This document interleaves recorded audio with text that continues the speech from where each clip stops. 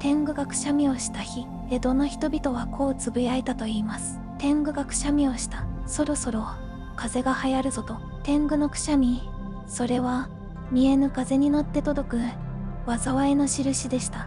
流行り病や悪漢が広がるたび、人々はその原因を天狗のせいとしました。けれどそれは恐れを押し付けたのではなく、わからないものに名を与えようとした心だったのかもしれません。疫病という姿なき不安、それに顔をつけた時、人はほんの少しだけ安心できたのです。天狗とはただの災いではなく、人の祈りと恐れが風に乗って形をとったものだったのかもしれません。